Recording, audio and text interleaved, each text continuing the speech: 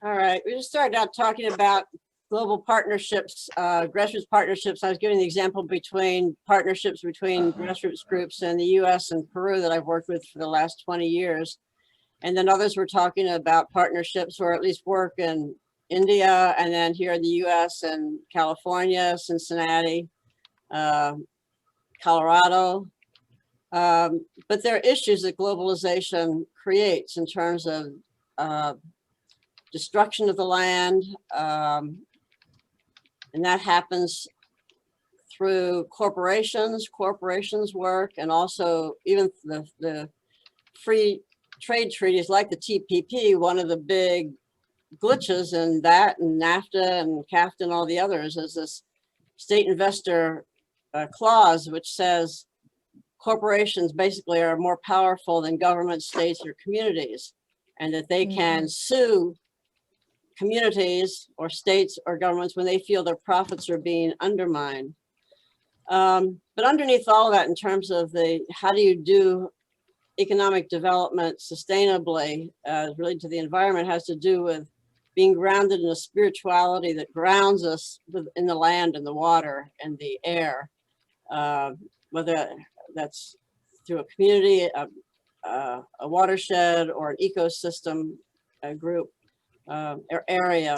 But it's the grounding that makes your economic development true, and it's also that which gives you the courage to work together as a community and do the advocacy that's needed to defend the work of defend the land. Somebody else can say something. Yeah, Ellie, we continued on without you, and sorry. No, it's okay. No, what we got to was the indigenous wisdom. Yes. Yeah. And that the world needs the indigenous people perhaps more than anything else around to understand the spirit relationship that you have to nature, and caring for it because you're an integral part of it, and that the indigenous peoples are communicating.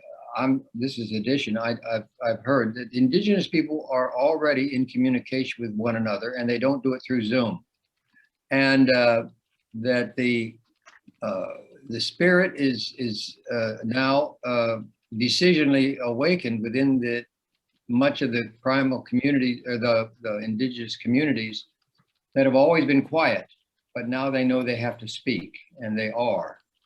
And the symbol of having an indigenous person in the cabinet and the thing is a powerful symbol that that's the direction that we need to go.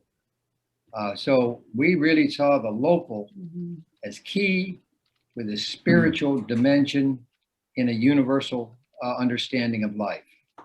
So one example of that is a movie, The Condor and the Eagle, which connects indigenous people in South America and Central America with groups like Standing Rock and other places, Right. and the mythology where when the condor and eagle come together, then it's going to be a new earth, like a new heaven and new earth kind of thing. Yeah, it's the time, and that's my point. They are speaking to each other. They're working together. They're communicating by spirit.